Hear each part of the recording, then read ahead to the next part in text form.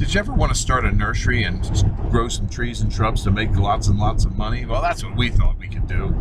And it happened. You can make a lot of money on trees and shrubs. But let me tell you some of the pitfalls of raising trees and shrubs so that you can grow trees and shrubs and actually make a profit. One of the most important things that people forget about when they're starting to grow trees is you must grow trees and shrubs that there is a market for. So before you start to grow something, don't grow a bunch of Japanese maples thinking, oh, I'm going to make a lot of money because Japanese maples are real valuable. You may be able to grow them, but you may not be able to market them well. So marketing and growing things that can be taken to a market are very important. The first step that I would tell anyone to start with is to go to your local nursery and ask them, oh, what's your most popular tree? What do you sell the most of? And look at that and get a hint as to what is popular. And usually they'll say something like, oh, a lot of screening trees or shade trees or arborvitaes, or maybe there's people that are buying burning bushes. But everybody has, in different areas, has different likes and dislikes. So you must make sure, first and foremost, that you grow something that somebody wants to buy. Another way to determine what people want to buy is to drive around to various neighborhoods near your place you're going to grow trees and see what people are buying the most of.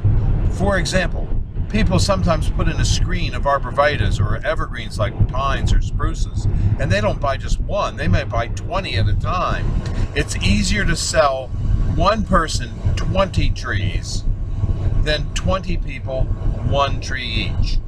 And it's a lot more efficient to sell 20 trees to one than it is to sell one tree to 20 people.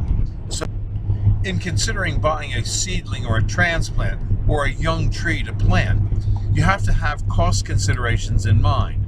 Don't think about the very smallest and cheapest of plant that you can possibly find, because it's probably going to be only about 2 to 3 inches tall, and it's going to be very difficult to grow out in a field.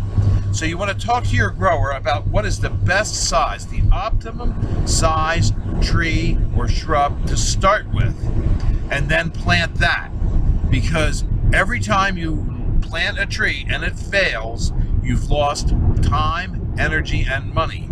So some seedlings and transplants will do better than others, and it has to do with the size, the age, and how many times that seedling or transplant has been transplanted. Those are critical factors in growing high quality trees and getting trees to grow easily on your site. But remember, the most important thing is to grow a tree or a shrub that you can market, because it does you no good to grow trees and shrubs that you can't market.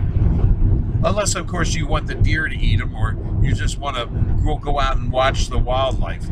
But, if you want to make money at it, you've got to grow something that is saleable.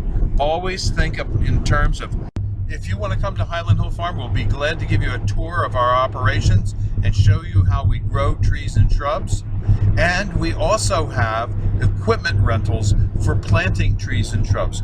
With our tree planters, you can plant upwards to 3,000 seedlings or transplants a day.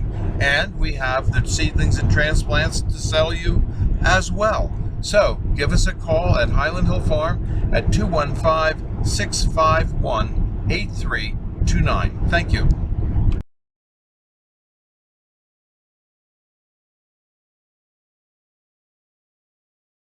This video is brought to you by Highland Hill Farm. We grow and sell screening and buffering trees for privacy and sound barriers.